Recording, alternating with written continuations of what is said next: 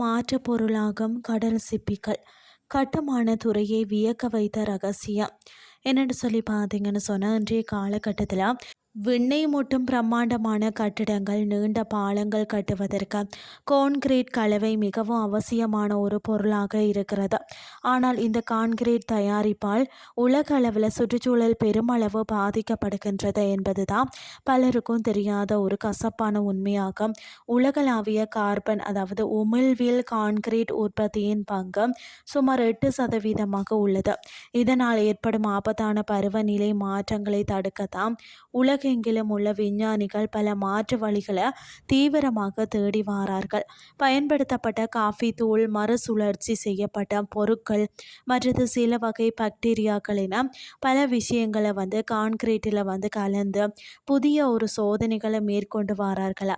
அந்த வகையில் தான் தற்போது கடலில் வாழக்கூடிய சிப்பிகளை வச்சு உருவாக்கப்பட்ட ஒரு புதிய உயிரியல் தொழில்நுட்பம் தான் கட்டுமான துறையில் மிகப்பெரிய புரட்சியை ஏற்படுத்த உள்ளதா.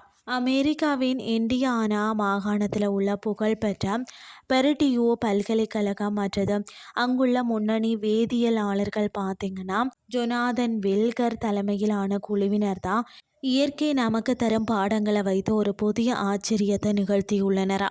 கடலுக்கு அடியில் வாழும் சிப்பிகள் ஒன்றோடு ஒன்று மிக உறுதியாக ஒட்டிக்கொள்ள ஒரு வகையான இயற்கையான சீமெண்ட் போன்ற பசையை தங்களுக்குள்ளேயே உருவாக்குகின்றன.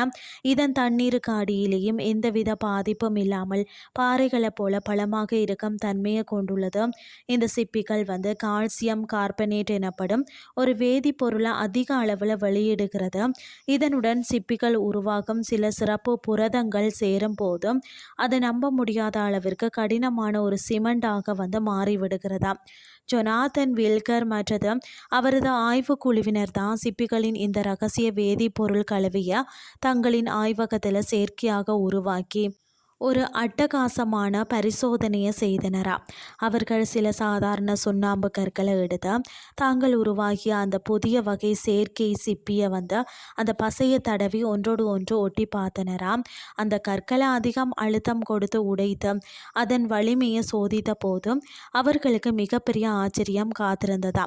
ஒட்டப்பட்ட அந்த பசையின் பிடிமானம் விரிசல் விடுவதற்கு முன்பாகவே அந்த உறுதியான பாறைகளை உடைந்து சிதறினதாம்.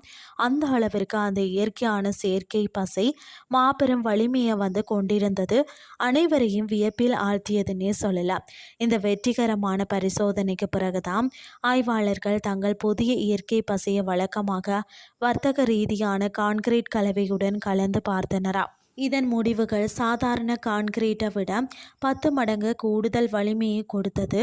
அது மட்டுமில்லாமல் இந்த புதிய கலவை மிக விரைவாகவே காய்ந்து கடினமாகி விடுகிறதா. தற்போது பார்த்தீங்கன்னு சொன்னால் சந்தையில் கிடைக்கக்கூடிய பெரும்பாலான ஒட்டும் பசைகள் பெட்ரோலியம் போன்ற ஆபத்தான ரசாயன பொருட்களில் இருந்து தயாரிக்கப்படுபவை தான். ஆனால் இந்த புதிய வகை தொழில்நுட்பம் சுற்றுச்சூழலுக்கு எந்த ஒரு சிறு பாதிப்பையும் ஏற்படுத்தாத ஒரு இயற்கையான பொருளாக தான் இருக்கிறது. கடலுக்குள்ளே வாழக்கூடிய ஒரு சிறிய சிப்பியின் ரகசியம் என்று உலகத்திலேயே அச்சுறுத்தக்கூடிய கார்பன் உமிழ்வை கணிசமாக குறைத்து மிக வலிமையான கட்டிடங்களை கட்ட ஒரு மாபெரும் தீர்வாக அமைந்துள்ளது. இன்றைய கிறிஸ்டி உங்களுக்கு பிரயோசனமாக அமைஞ்சிருக்கும்னு சொல்லி நான் நம்புகிறேன். இதே மாதிரி மற்றும் ஒரு கிறிஸ்டின் வேலையாக உங்களை சந்திக்கிறேன். நன்றி.